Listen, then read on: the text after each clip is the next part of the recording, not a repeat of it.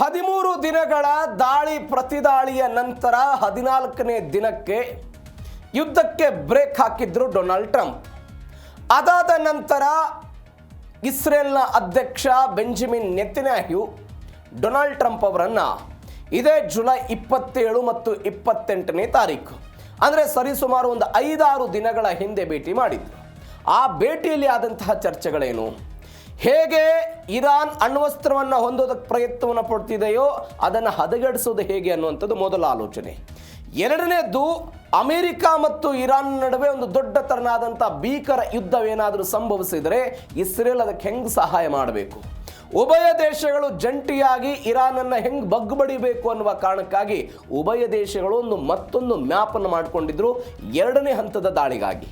ನೀವು ನೋಡಿ, ಯಾವಾಗ ಅಮೆರಿಕ ಈ ಎರಡನೇ ಹಂತದ ದಾಳಿ ಮಾಡೋದಕ್ಕೆ ಸಿದ್ಧತೆಯನ್ನು ಮಾಡ್ಕೊಂಡಿತ್ತಲ್ಲ, ಇಸ್ರೇಲ್ಗೆ ಒಳಗೊಳಗೆ ಖುಷಿಯಾಗಿತ್ತು, ಒಳಗೊಳಗೆ ನಕ್ಬಿಟ್ಟಿದ್ರು ಬೆಂಜಮಿನ್ ನೆತನ್ಯಾಹು. ಯಾಕೆ?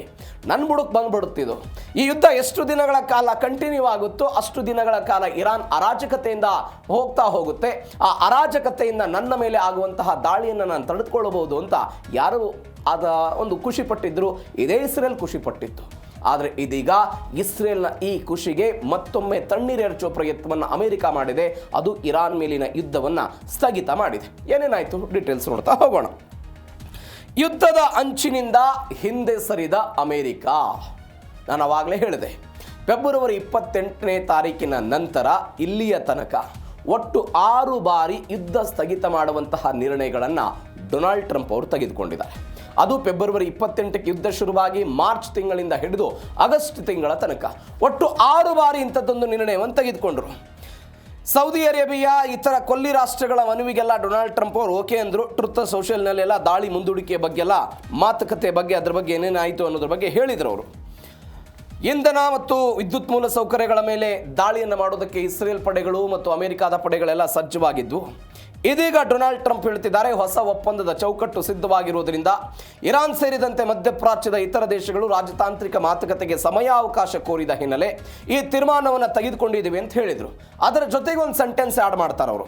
ಈಗಲೂ ಇರಾನ್ ವಿರುದ್ಧ ದಾಳಿ ನಡೆಸೋದಕ್ಕೆ ಲಾಕ್ಡ್ ಆ್ಯಂಡ್ ಲೋಡೆಡ್ ಸ್ಥಿತಿಯಲ್ಲಿ ಅಮೆರಿಕಾದ ಸೇನಾಪಡೆಗಳಿವೆ. ದ್ವಿತೀಯ ಜಾಗತಿಕ ಯುದ್ಧದ ನಂತರ ಜಗತ್ತು ಎಂದೂ ಕಾಣದಂತಹ ಭೀಕರ ಮಿಲಿಟರಿ ಶಕ್ತಿಯೊಂದಿಗೆ ನಾವೆಲ್ಲ ಸನ್ನದ್ಧವಾಗಿದ್ದೀವಿ.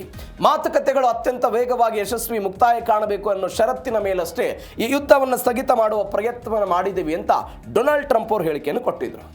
ಇದರ ಜೊತೆಗೆ ಇರಾನ್ನ ವಿದೇಶಾಂಗ ಸಚಿವ ಅಬ್ಬಾಸ್ ಅರಾಗ್ಜಿ ಅವರು ಟರ್ಕಿ ಜೊತೆ ಮಾತನಾಡಿದರಂತೆ, ಸೌದಿ ಅರೇಬಿಯಾದ ಜೊತೆಗೆ ಮಾತನಾಡಿದ್ದಾರೆ, ಪಾಕಿಸ್ತಾನ ಜೊತೆ ಮಾತನಾಡಿದ್ದಾರೆ, ಬ್ರಿಟನ್ ಅವ್ರ ಜೊತೆಗೆ ಮಾತನಾಡಿದ್ದಾರೆ, ಭಾರತದ ವಿದೇಶಾಂಗ ಸಚಿವರ ಜೊತೆಗೂ ಕೂಡ ಮಾತುಕತೆ ನಡೆಸುವ ಪ್ರಯತ್ನವನ್ನು ಮಾಡಿದ್ದಾರೆ. ನಾನು ಆವಾಗಲೇ ಹೇಳಿದೆ 6 ಬಾರಿ ಇಂಥದ್ದೊಂದು ಮಾತನ್ನು ಮಾತಾಡಿದ್ದಾರೆ ಅಂತ. ಯಾವಾಗ? ಮೊದಲು ಮಾರ್ಚ್ 23ನೇ ತಾರೀಕಿಗೆ ಡೊನಾಲ್ಡ್ ಟ್ರಂಪ್ ಮಾರ್ಚ್ 21ನೇ ತಾರೀಕಿಗೆ ಹೇಳಿದರು, ಇರಾನ್ನ ವಿದ್ಯುತ್ ಸ್ಥಾನಗಳ ಮೇಲೆ ನಾವು ದಾಳಿ ಮಾಡ್ತೀವಿ ಅಂತ. ಹೀಗೆ ಹೇಳಿ 48 ಗಂಟೆಗಳ ಕಾಲ ಅವಕಾಶವನ್ನು ಕೊಟ್ಟರು. ಆದರೆ ಮಾರ್ಚ್ 23ನೇ ತಾರೀಕಿಗೆ ಅಂದರೆ 2 ದಿನಗಳ ನಂತರ ಸಂಪೂರ್ಣ ಪರಿಹಾರದತ್ತ ಎಲ್ಲ ಸಾಗ್ತಾ ಇವೆ ಅಂತ 5 ದಿನಗಳ ಕಾಲ ಇದನ್ನು ಮುಂದೂಡುವ ಪ್ರಯತ್ನವನ್ನು ಮಾಡಿದರು. ಅಲ್ಲಿಗೆ ಒಂದು ಮೊದಲ ಹಂತದಲ್ಲಿ ಯುದ್ಧ ಸ್ಥಗಿತ ಆಯಿತು. ಒಂದು. ಎರಡನೇದ್ದು, ಮಾರ್ಚ್ 26ನೇ ತಾರೀಕಿಗೆ ಈ ಜಂಟಿ ಮಾತುಕತೆಗಳು ಯಶಸ್ವಿ ಆಗದೇ ಇದ್ದಾಗ ಮತ್ತೆ ದಾಳಿ ಮಾಡುವಂಥ ಮುನ್ಸೂಚನೆ ಸಿಕ್ಕಿತ್ತು. ಆದರೆ ಡೊನಾಲ್ಡ್ ಟ್ರಂಪ್ ಅವರು ಮತ್ತೊಮ್ಮೆ ಮಾತುಕತೆಗಳು ಚೆನ್ನಾಗಿ ನಡೀತಾ ಇದೆ ಅಂತ 2ನೇ ಬಾರಿಗೆ ಹೇಳಿ 11 ದಿನಗಳ ಕಾಲ ಯುದ್ಧವನ್ನು ಮುಂದೂಡುವ ಪ್ರಯತ್ನ ಮಾಡಿದ್ರು. ಎರಡನೇದ್ದು. ಮೂರನೇದ್ದು, ಮೇ 6ನೇ ತಾರೀಕು 3ನೇ ಬಾರಿ ಆಯಿತು. ಹಾರ್ಮುಜ್ ಜಲಸಂಧಿಯಲ್ಲಿ ಹಡಗುಗಳೇನು ಸಿಕ್ಕಾಕೊಂಡಿತ್ತು ಅವುಗಳನ್ನು ಆಪರೇಷನ್ ಪ್ರಾಜೆಕ್ಟ್ ಫ್ರೀಡಮ್ನ ಮುಖಾಂತರ ಆರಂಭ ಮಾಡೋ ಪ್ರಯತ್ನವನ್ನು ಮಾಡಿದ್ರು. ಮೇ 4ನೇ ತಾರೀಕಿಗೆ ಇರಾನ್ ಪಡೆಗಳ ಮೇಲೆ ದಾಳಿ ನಡೆಸ್ತಾರೆ ಎನ್ನುವಂಥ ಸುಳಿವು ಸಿಕ್ಕಿತ್ತು. ಆದರೆ 6ನೇ ತಾರೀಕಿಗೆ ಮತ್ತೊಮ್ಮೆ ಸ್ಥಗಿತ ಆಯಿತು. 4ನೇ ಬಾರಿ ಜೂನ್ 11ನೇ ತಾರೀಕಿಗೆ ಕರ್ಗ್ ದ್ವೀಪ ಇಂಧನ ಕೇಂದ್ರಗಳನ್ನು ವಶಪಡಿಸಿಕೊಳ್ತೀವಿ ಅಂತ ಎಚ್ಚರಿಕೆ ಕೊಟ್ಟರು. ಅದಾಗಿ ಕೆಲವೇ ಗಂಟೆಗಳ ನಂತರ ಇರಾನ್ನ ನಾಯಕತ್ವದೊಂದಿಗೆ ಮಾತನಾಡಿದರು. ಒನ್ಸ್ ಅಗೇನ್ ದಾಳಿ ಸ್ಥಗಿತ ಆಯಿತು. ಜುಲೈ 25ನೇ ತಾರೀಕಿಗೆ ಒಂದು ಬೆಳವಣಿಗೆ ಆಯಿತು. 13 ದಿನಗಳ ಕಾಲ ಎಲ್ಲವೂ ದಾಳಿ ಆಯಿತು. 14ನೇ ದಿನಕ್ಕೆ ಇದನ್ನು ಸ್ಥಗಿತ ಮಾಡುವ ಪ್ರಯತ್ನ ಮಾಡಿ. ಇವೆಲ್ಲದರ ನಂತರ ಆಗಸ್ಟ್ 2ನೇ ತಾರೀಕಿಗೆ ಇಂಥದ್ದೊಂದು ನಿರ್ಣಯವನ್ನು ಡೊನಾಲ್ಡ್ ಟ್ರಂಪ್ ಅವರು ಇದೀಗ 6ನೇ ಬಾರಿ ಯುದ್ಧದ ಸ್ಥಗಿತದ ಬಗ್ಗೆ ಇದನ್ನು ನಿರ್ಣಯವನ್ನು ತೆಗೆದುಕೊಂಡಿದ್ದನ್ನು ನೋಡ್ತಾ ಇದ್ದೀವಿ. ಸ್ವಲ್ಪ ಈ ಘಟನೆಗೆ ಒಂದು 2019ಕ್ಕೆ ಹೋಗಿ ಬರೋಣ. ನಾವು ಏನಾಗಿತ್ತು 2019ರಲ್ಲಿ ಅಂತ, ಹೆಂಗೆ ಡೊನಾಲ್ಡ್ ಟ್ರಂಪ್ ಅವರ ಆಲೋಚನೆ ಬರುತ್ತೆ ಅನ್ನೋದಕ್ಕೆ ಇದು ಬೆಸ್ಟ್ ಎಕ್ಸಾಂಪಲ್. ಇದು 2019ರಲ್ಲಿ ಒಮಾನ್ನ ಕರಾವಳಿ ಭಾಗದಲ್ಲಿ ಅಮೆರಿಕಾದ ಒಂದು ಡ್ರೋನ್ ಹಾರಾಡ್ತಾ ಇರುತ್ತೆ. ಅಂತಾರಾಷ್ಟ್ರೀಯ ಜಲಮಾರ್ಗದ ಮೇಲೆ ಅದು ಹಾರಾಡ್ತಾ ಇತ್ತು. ಅದನ್ನು ಇರಾನ್ನ IRGC ಪಡೆಗಳು ಏನು ಮಾಡಿಬಿಟ್ರು, ಹೊಡೆದು ಉಳಿಸ್ಬಿಟ್ರು. ಇದು ಅಮೆರಿಕದ ನಿದ್ದೆಗೆಡಿಸ್ತು. ಅಮೆರಿಕ ಅವತ್ತು ಪ್ರಶ್ನೆ ಮಾಡ್ತು ಇರಾನನ್ನು, ಯಾಕೆ ನಮ್ಮ ಡ್ರೋನನ್ನು ಹೊಡೆದು ಉಳಿಸಿದ್ರಿ ಅಂತ. ಅವ್ರು ಹೇಳಿದ್ರು, ಇದು ಅಂತಾರಾಷ್ಟ್ರೀಯ ಮಾರ್ಗವನ್ನು ದಾಟಿ ನಮ್ಮ ನೆಲಕ್ಕೆ ಬಂದಿತ್ತು, ಹೀಗಾಗಿ ಹೊಡೆದು ಉಳಿಸಿದ್ದೀವಿ ಅಂತ. ಇಲ್ಲ ನಿಮ್ಮ ಜಾಗಕ್ಕೆ ಅದು ಬಂದೇ ಇರಲಿಲ್ಲ ಅಂತ ಅಮೆರಿಕ ವಾದ ಪ್ರತಿವಾದ ಆಯಿತು. ಅವಾಗ ಡೊನಾಲ್ಡ್ ಟ್ರಂಪ್ ಏನು ಮಾಡಿದ್ರು, ನಾವು ನೇರವಾಗಿ ಇರಾನ್ ವಿರುದ್ಧ ದಾಳಿ ಮಾಡಬೇಕು ಅಂತ ತನ್ನ 3 ಪಡೆಗಳಿಗೂ ಕೂಡ ಆದೇಶವನ್ನು ಕೊಟ್ಟು ಇರಾನ್ನ ಆಯಕಟ್ಟಿನ ಪ್ರದೇಶಗಳ ಮೇಲೆ ದಾಳಿ ಮಾಡೋಣ ಅಂತ ಒಂದು ಎಚ್ಚರಿಕೆ ಕೊಟ್ಟರು. ಹೆಂಗೆ ಬದಲಾಯಿತು ನೋಡಿ ಡಿಸಿಷನ್ನು. ಹೀಗೆ ಡಿಸಿಷನ್ ಕೊಟ್ಟ ತಕ್ಷಣ ಸೇನಾಪಡೆಗಳೆಲ್ಲವೂ ಕೂಡ ಕಾರ್ಯನಿರತವಾದವು. ಆಗ ಮಿಲಿಟರಿ ಜನರಲ್ ಅವನು ಕರೀತಾರಂತೆ ಡೊನಾಲ್ಡ್ ಟ್ರಂಪ್, ಈಗ ನಮ್ಮ ಡ್ರೋನನ್ನು ಇರಾನ್ ಅವರು ಹೊಡೆದು ಉಳಿಸಿದ್ರು, ಇದಕ್ಕೆ ನಾವು ದಾಳಿ ಮಾಡ್ತಾ ಇದ್ದೀವಿ, ಈ ದಾಳಿಯಲ್ಲಿ ನಮ್ಮ ಜನ ಎಷ್ಟು ಜನ ಸಾಯ್ಬೋದು ಅಂತ ಯಾವಾಗ ಕೇಳಿದ್ರು ಡೊನಾಲ್ಡ್ ಟ್ರಂಪ್, ಎಲ್ಲ ಸಿದ್ಧತೆ ಆದಮೇಲೆ ಕೇಳಿದ್ರಂತೆ. ಆವಾಗ ಮಿಲಿಟರಿ ಜನರಲ್ ಹೇಳಿದ್ರಂತೆ 150 ಜನ ಘಟನೆಯಲ್ಲಿ ಸಾಯ್ಬೋದು ನಮ್ಮವ್ರ ಪರವಾಗಿ ಅಂತ. ಅವಾಗ ಡೊನಾಲ್ಡ್ ಟ್ರಂಪ್ ಅವ್ರಿಗೆ ಆಲೋಚನೆ ಬಂತಂತೆ, ಒಂದು ಖಾಲಿ ಡ್ರೋನನ್ನು ಹೊಡೆದು ಉಳಿಸಿದ್ದ ಕಾರಣಕ್ಕಾಗಿ ನಮ್ಮ ದೇಶದ 150 ಜನರನ್ನು ನಾವು ಯಾಕೆ ಬಲಿ ಪಡೆದುಕೊಳ್ಳಬೇಕು ಅನ್ನುವ ಕಾರಣಕ್ಕಾಗಿ ಕೇವಲ 10 ನಿಮಿಷಗಳ ಸಮಯದಲ್ಲಿ ಈ ದಾಳಿಯ ಸ್ಥಗಿತವನ್ನು ಮಾಡಿದರು. ಇದರರ್ಥ ಏನು ಅಂತ ಹೇಳಿದ್ರೆ, ಹೇಗೆ ಡೊನಾಲ್ಡ್ ಟ್ರಂಪ್ ಅವರು ತಮ್ಮ ಮಾತಿಗೆ ಬದ್ಧನಾಗಿ ಇರದೆ ಕೆಲವೊಂದಿಷ್ಟು ಸಮಯಗಳಲ್ಲಿ ನಿರ್ಣಯವನ್ನು ತೆಗೆದುಕೊಳ್ತಾರೆ ಅಂತ ಒನ್ಸ್ ಅಗೇನ್ ಅಂತಂದೊಂದು ಬೆಳವಣಿಗೆ ಇದೀಗ ಅಮೆರಿಕಾದಿಂದ ಆಗಿದೆ. ಇವೆಲ್ಲದರ ನಡುವೆ ಇರಾನ್ನ ಟಾರ್ಗೆಟ್ ಲಿಸ್ಟ್ ಜಗತ್ತಿಗೆ ಕಂಟಕ. ಇರಾನ್ನ ಟಾರ್ಗೆಟ್ ಲಿಸ್ಟ್ನ ಬಗ್ಗೆ ಅನೇಕ ದಿನದಿಂದ ಮಾತಾಡ್ತಾ ಇದ್ದೀವಿ. ಅದು Donald Trump, Benjamin Netanyahu, Donald Trump ಅವರ ಪತ್ನಿ, ಡೊನಾಲ್ಡ್ ಟ್ರಂಪ್ ಅವರ ಮಗ, ಇವರನ್ನ ಕೇಂದ್ರೀಕರಿಸಿಕೊಂಡು ದಾಳಿ ಮಾಡಬೇಕು, ಅವರನ್ನು ಮುಗಿಸಬೇಕು ಅಂತ. ಇದೀಗ ಲಿಸ್ಟ್ ಬದಲಾಗಿದೆ. ಏನು ಲಿಸ್ಟ್ ಬದಲಾಯಿತು? ಸೌದಿ ಅರೇಬಿಯಾ ಸೇರಿದಂತೆ ಮಧ್ಯಪ್ರಾಚ್ಯದ ಬೇರೆ ಬೇರೆ ದೇಶಗಳ ಇಂಧನ ಘಟಕಗಳ ಮೇಲೆ ದಾಳಿ ಮಾಡೋದಾಗಿ ಇರಾನ್ನವರು ಎಚ್ಚರಿಕೆ ಕೊಟ್ಟಿದ್ದಾರೆ. ಜಾಗತಿಕ ಪೂರೈಕೆಯ 5% ಪಾಲು ಹೊಂದಿರುವಂತಹ ಸೌದಿಯ ಗವರ್ ತೈಲ ಘಟಕವನ್ನು ಇರಾನ್ ಟಾರ್ಗೆಟ್ ಮಾಡಿರೋದು. ಎಲ್ಲೆಲ್ಲಿದು ಅವರೊಂದು ಹೇಳಿಕೆ ಕೊಟ್ಟರು. ಇದಕ್ಕೆ ಯಾವ ಅಮೆರಿಕ ಮತ್ತು ಇಸ್ರೇಲ್ ನನ್ನ ದೇಶದ ತೈಲ ಘಟಕಗಳು ಮತ್ತು ವಿದ್ಯುತ್ ಸ್ಥಾವರ ಕೇಂದ್ರಗಳನ್ನು, ಮೂಲಸೌಕರ್ಯಗಳನ್ನು ಗುರಿಯಾಗಿಸಿಕೊಂಡು ದಾಳಿ ಮಾಡೋದಕ್ಕೆ ಆಲೋಚನೆ ಮಾಡ್ತಿದ್ದಾರೋ, ಅಂಥದ್ದೊಂದು ದಾಳಿ ಏನಾದರೂ ಇರಾನ್ ಮೇಲೆ ಆದರೆ ನಾವು ಕೂಡ ಸುಮ್ಮನೆ ಕೂತ್ಕೊಳ್ಳಲ್ಲ ಅಂತ ಒಂದು ಲಿಸ್ಟನ್ನು ಬಿಡುಗಡೆ ಮಾಡಿದರು. ಸೌದಿ ಅರೇಬಿಯಾದ ಒಂದು ತೈಲ ಮಾರುಕಟ್ಟೆಯನ್ನು ಗುರಿಯಾಗಿಸಿಕೊಂಡ್ರು. ಗವಾರ್ ತೈಲ ನಿಕ್ಷೇಪ ಅಂತ ಒಂದು 5% ಹೆಚ್ಚು ಪಾಲನ್ನು ಜಾಗತಿಕವಾಗಿ ಈ ಕೇಂದ್ರ ಹೊಂದಿದೆ. ಇದರ ಮೇಲೆ ಗುರಿ ಮಾಡ್ತೀವಿ ಅಂತ ಮತ್ತೊಂದು ಹೇಳ್ತಾ ಇರೋರು. ಅಬೈಕ್ ಮತ್ತು ಕೊರೈಸ್ ಘಟಕಗಳು ದಿನಕ್ಕೆ ಒಂದು 70 ಲಕ್ಷಕ್ಕೂ ಹೆಚ್ಚು ಬ್ಯಾರಲ್ ತೈಲವನ್ನು ಸಂಸ್ಕರಣೆ ಮಾಡುವಂಥ ವಿಶ್ವದ ಅತಿ ದೊಡ್ಡ ತೈಲ ಸಂಸ್ಕರಣಾ ಘಟಕ, ಇದನ್ನು ಗುರಿಯಾಗಿಸಿಕೊಂಡು ಹೇಳಿದರು. ಯುನೈಟೆಡ್ ಅರಬ್ ಎಮಿರೇಟ್ಸ್ ಜಕಮ್ ತೈಲ ನಿಕ್ಷೇಪ ವಿಶ್ವದ 2ನೇ ಅತಿ ದೊಡ್ಡ ಕಡಲಾಚೆಯ ತೈಲ ನಿಕ್ಷೇಪ ಇದಾಗಿದೆ, ಇದನ್ನು ಗುರಿ ಮಾಡ್ಕೊಳ್ತಾರೆ. ರುವೈಸ್ ತೈಲ ಸಂಸ್ಕರಣಾ ಘಟಕಗಳನ್ನು 10 ಲಕ್ಷಕ್ಕೂ ಹೆಚ್ಚು ಬ್ಯಾರಲ್ ಇಂಧನವನ್ನು ಸಂಸ್ಕರಣೆ ಮಾಡುವಂತಹ ಪ್ರಯತ್ನ ಇದು, ಅದನ್ನು ಗುರಿಯಾಗಿಸಿಕೊಂಡಿದ್ದಾರೆ. ಇನ್ನು ಕತಾರನ್ನು ಕೂಡ ಬಿಟ್ಟಿಲ್ಲ. ಕತಾರ್ನ ನಾರ್ತ್ ಫೀಲ್ಡ್ ಮತ್ತು ರಾಸ್ ಅಲ್ತಾಫ್ನಲ್ಲಿರುವಂತಹ ಒಂದು ಕೇಂದ್ರಗಳನ್ನು ಗುರಿಯಾಗಿಸಿಕೊಂಡಿದ್ದಾರೆ. ಕುವೈತ್ನಲ್ಲಿ ಈ ದಿನಕ್ಕೆ 20 ಲಕ್ಷ ಬ್ಯಾರಲ್ ಉತ್ಪಾದನೆ ಮಾಡುವಂತಹ ಬುರ್ಗಾನ್ ತೈಲ ದ್ವೀಪವನ್ನು ಇವರು ಗುರಿಯಾಗಿಸಿಕೊಂಡಿದ್ದಾರೆ. ಸಿಟ್ರಾ ತೈಲ ಸಂಸ್ಕರಣವನ್ನು ಗುರಿಯಾಗಿಸಿಕೊಳ್ಳುವ ಪ್ರಯತ್ನವನ್ನು ಮಾಡಿದ್ದಾರೆ. ನೀವು ನೋಡಿ, ಇರಾನ್ ಈ ನೀತಿನ ಹೆಂಗೆ ಬಳಕೆ ಮಾಡಿರುತ್ತೆ. ನೀವು ಗುರಿಗಳನ್ನು ನೋಡಿದ್ರಿ. 1980ರಿಂದ 1988 ತನಕ ಇರಾನ್ ಮತ್ತು ಇರಾಕ್ ನಡುವೆ ಏನು ಭೀಕರ ಯುದ್ಧಗಳಾಯ್ತಲ್ಲ, ಅವತ್ತೂ ಕೂಡ ಇವತ್ತೆಂಗೆ ಮಧ್ಯಪ್ರಾಚ್ಯದ ಬೇರೆ ಬೇರೆ ಈ ತೈಲ ಸಂಸ್ಕರಣೆಗಳನ್ನು ಗುರಿಯಾಗಿಸಿಕೊಂಡು ದಾಳಿ ಮಾಡೋ ಪ್ರಯತ್ನವನ್ನು ಮಾಡಿತ್ತಲ್ಲ, ಈ ಯುದ್ಧ ಶುರುವಾಗಿ ಸ್ವಲ್ಪ ದಿನಗಳ ನಂತರ 1984ರ ಮಧ್ಯಭಾಗದಲ್ಲಿ ಇರಾನ್ನವರು ಒಂದು ಬೆಳವಣಿಗೆಯನ್ನು ಮಾಡ್ತಾರೆ. ಇರಾನ್ನ ಕಾರ್ಗ್ ದ್ವೀಪದ ಮೇಲೆ ದಾಳಿ ಮಾಡೋ ಪ್ರಯತ್ನವನ್ನು ಮಾಡ್ತು. ಇದಕ್ಕೆ ಎಚ್ಚೆತ್ತುಕೊಂಡಿದ್ದಂತಹ ಈ ಪ್ರಯತ್ನದ ಭಾಗವಾಗಿ ಇರಾನ್ ಅವತ್ತೇನು ಮಾಡ್ತು ಅಂತ ಹೇಳಿದ್ರೆ, ಸೌದಿ ಅರೇಬಿಯಾವನ್ನು ಕೇಂದ್ರೀಕರಿಸಿಕೊಂಡು ದಾಳಿ ಮಾಡೋ ಪ್ರಯತ್ನವನ್ನು ಮಾಡಿದ್ರು. ಒನ್ಸ್ ಅಗೇನ್ ಅದೇ ಮಾದರಿಯನ್ನು 2026ರಲ್ಲೂ ಕೂಡ ಬಳಕೆ ಮಾಡೋ ಪ್ರಯತ್ನ ಇರಾನ್ನಿಂದ ಆಗ್ತಾ ಇದೆ. ನೋಡೋಣ ಏನಾಗುತ್ತೆ ಆ ವಿಚಾರ. ಇವೆಲ್ಲದರ ನಡುವೆ ಹಾರ್ಮುಜ್ ಬಿಕ್ಕಟ್ಟು, ಏನಿದು ಸಮರ ತಂತ್ರ?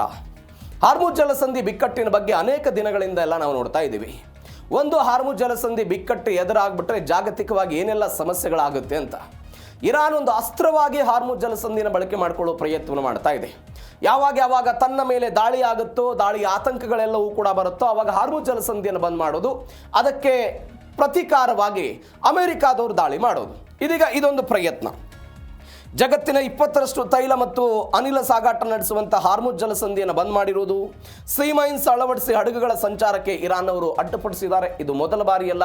ಯುದ್ಧ ಶುರುವಾದ ಮೊದಲ ದಿನದಲ್ಲೂ ಕೂಡ ಅಲ್ಲಲ್ಲಿ ಈ ಮೈನ್ಸ್ಗಳನ್ನು ಅಳವಡಿಕೆ ಮಾಡೋ ಪ್ರಯತ್ನವನ್ನು ಮಾಡಿದರು. ಅಂದರೆ ಯಾವ್ಯಾವ ಹಡಗುಗಳು ನಮ್ಮ ಕಣ್ತಪ್ಪಿಸಿ ಹೋಗೋ ಪ್ರಯತ್ನವನ್ನು ಮಾಡ್ತವೋ, ಹಾರ್ಮುಜ್ ಜಲಸಂಧಿಯಲ್ಲಿ ಹೋಗ್ತವೋ, ಆ ಎಲ್ಲ ಹಡಗುಗಳು ಕೂಡ ಮೈನ್ಸ್ಗಳಿಗೆ ತಾಗಿ ಅಲ್ಲಿ ಅದಕ್ಕೆ ಹಾನಿ ಆಗಬೇಕು ಅನ್ನುವಂತಹ ಒಂದು ಆಲೋಚನೆ ಇರಾನ್ನದ್ದಿತ್ತು. ಇದೀಗ ಅದನ್ನೇ ಪ್ರಯತ್ನವನ್ನು ಮಾಡ್ತಾ ಇದ್ದಾರೆ. ಇದೀಗ ಸಾಗಾಟ ಸ್ಥಗಿತಗೊಂಡಿರೋದ್ರಿಂದ ಜುಲೈನಲ್ಲಿ ಕಚ್ಚಾ ತೈಲದ ಬೆಲೆ 24% ಏರಿಕೆ ಆಗಿದೆ. ಒಂದು ಹಾರ್ಮುಜ್ ಜಲಸಂಧಿ ಬಂದ್ ಆಗಿದ್ದರ ಕಾರಣಕ್ಕಾಗಿ ಕಚ್ಚಾ ತೈಲದ ದರ 24% ಏರಿಕೆ ಆಗಿದ್ದು ಒಂದು.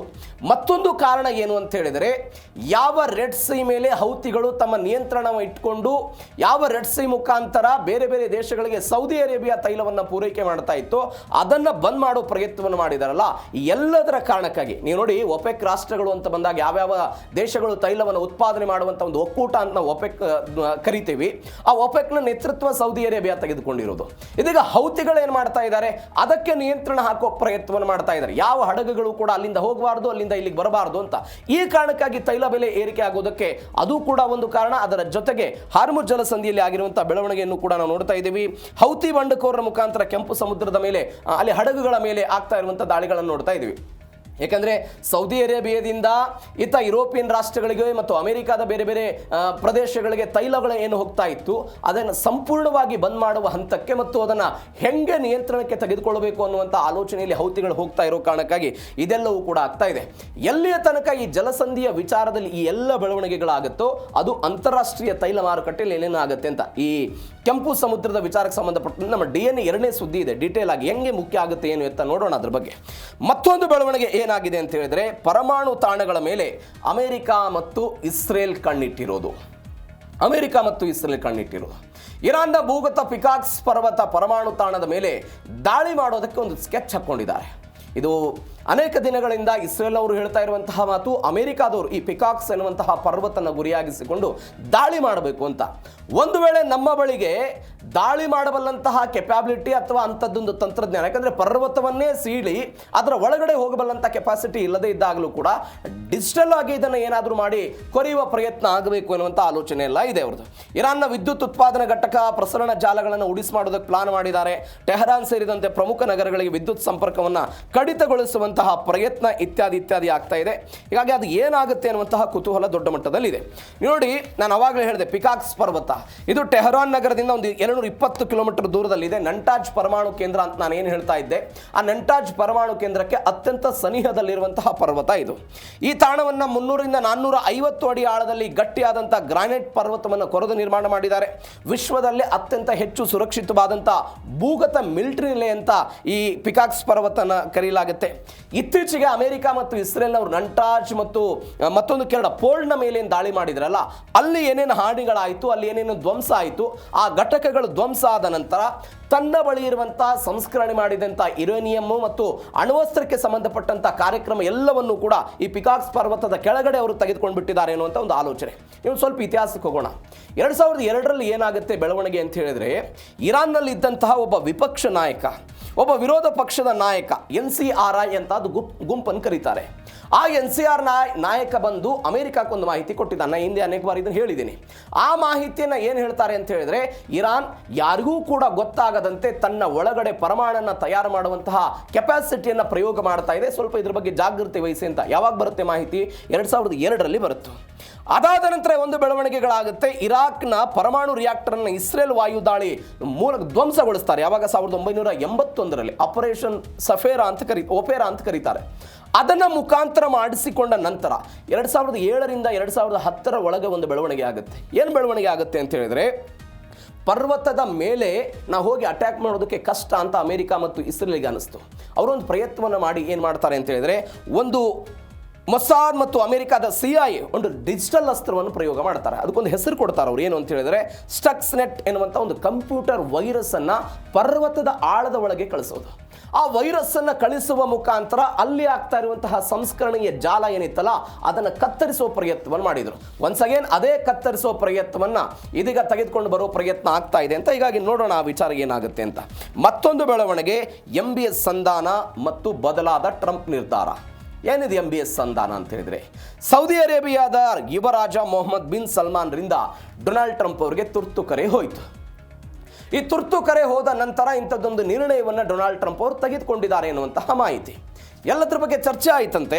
ಯುದ್ಧ ನಡೆದರೆ ಸೌದಿ ಅರೇಬಿಯಾದ ತೈಲ ಘಟಕಗಳ ಮೇಲೆ ದಾಳಿಯಾಗೋ ಭೀತಿ ಇದೆ, ಮಿಲಿಟರಿ ಕ್ರಮದ ಬದಲು ರಾಜತಾಂತ್ರಿಕ ಮಾತುಕತೆಗೆ ಒತ್ತು ಕೊಡಬೇಕು ಅಂತ ಮನವಿ ಮಾಡಿದ್ರಂತೆ. ಒಮಾನ್, ಕತಾರ್ ಮತ್ತು ಟರ್ಕಿ ದೇಶಗಳಿಂದ ಉಭಯ ರಾಷ್ಟ್ರಗಳ ಮೇಲೆ ಎಲ್ಲ ಒತ್ತಡ ಬಂತು. ಸದ್ಯಕ್ಕೆ ದಾಳಿ ನಿಂತಿದೆ, ಆದರೂ ಕೂಡ ಇರಾನ್ ಷರತ್ತು ಒಪ್ಪದೇ ಇದ್ದರೆ ಏನಾಗಬಹುದು ಎನ್ನುವಂಥ ಆತಂಕ ದೊಡ್ಡ ಮಟ್ಟದಲ್ಲಿದೆ.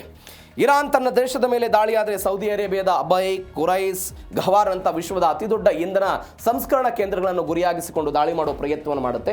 ಹೀಗಾಗಿ ಈ ದಾಳಿಯನ್ನು ಸ್ಥಗಿತ ಮಾಡೋಣ, ರಾಜತಾಂತ್ರಿಕ ಮಾತುಕತೆಗಳ ಮುಖಾಂತರ ಇದನ್ನು ಬಗೆಹರಿಸಿಕೊಳ್ಳೋದಕ್ಕೆ ಅವಕಾಶವನ್ನು ಕೊಡಬೇಕು ಅಂತ ಯಾರು ಕೇಳಿದ್ರಂತೆ?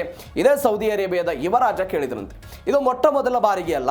ನೀವು ನೋಡಿ, ಎಫಿಕ್ ಫ್ಯೂರಿ 2.0 ಶುರು ಮಾಡಬೇಕಾದಾಗಲೂ ಕೂಡ ಅದರ ಬಗ್ಗೆ ನಮಗೆ ಮಾಹಿತಿ ಇಲ್ಲ ಅನ್ನುವ ಕಾರಣಕ್ಕಾಗಿಯೇ ಮಧ್ಯಪ್ರಾಚ್ಯದ ಬೇರೆ ಬೇರೆ ದೇಶಗಳ ರಾಜರುಗಳು ಡೊನಾಲ್ಡ್ ಟ್ರಂಪ್ ಅವರನ್ನು ಸಂಪರ್ಕವನ್ನು ಮಾಡಿದ್ದನ್ನು ನೋಡಿದ್ದೀವಿ. ಅದೇ ಕಾರಣಕ್ಕಾಗಿ ಡೊನಾಲ್ಡ್ ಟ್ರಂಪ್ ಅವರು ಆ ನಿರ್ಧಾರವನ್ನು ಬದಲಿಸಿದ್ದು. ಇದು ಒಂದು ಬೆಳವಣಿಗೆ. ಇದು ಯಾಕೆ ಈ ನಿರ್ಣಯವನ್ನು ತೆಗೆದುಕೊಳ್ತಾರೆ ಅಂತ ಹೇಳಿದ್ರೆ, ಸಹಜವಾಗಿ ಇರಾನ್ನ ನೇರ ದಾಳಿಯನ್ನು ಎದುರಿಸಬೇಕಾದಂಥ ಅನಿವಾರ್ಯತೆ ಇವತ್ತು ಸೌದಿ ಅರೇಬಿಯಾ ಸೇರಿದಂತೆ ಬೇರೆ ಬೇರೆ ದೇಶಗಳಿಗಿದೆ. ಈ ಕಾರಣಕ್ಕಾಗಿ ಅವರು ಯುದ್ಧ ಬೇಡ ಎನ್ನುವಂತಕ್ಕೆ ಹೋಗಿದ್ದಾರೆ. ಸೌದಿ ಅರೇಬಿಯಾಕ್ಕೆ ಮತ್ತೊಂದು ಆತಂಕ ಏನಿದೆ ಅಂತ ಹೇಳಿದ್ರೆ, ಈ ಯಮನ್ನ ಹೌತಿ ಪಡೆಗಳ ಮಾಡ್ತಾ ಇರುವಂತಹ ಈ ಕಾಟ ಇದೆಯಲ್ಲ, ಸಹಜವಾಗಿ ಇವತ್ತು ನೇರ ಯುದ್ಧಕ್ಕೆ ಸೌದಿ ಅರೇಬಿಯಾ ಹೋದಂತೆ ಕಾಣಿಸ್ತಾ ಇದೆ. ಹೀಗಾಗಿ ಮಾತುಕತೆ ಆಗಿದೆ, ಸ್ಥಗಿತ ಆಗಿದೆ ಅಂತ. ಹೀಗಾಗಿ ಎಷ್ಟು ದಿನ ಸ್ಥಗಿತ ಆಗುತ್ತೆ, ಟ್ರಂಪ್ ಯಾವಾಗ ನಿರ್ಣಯ ಬದಲಿಸ್ತಾರೆ, ಕಾದ್ ನೋಡೋಣ.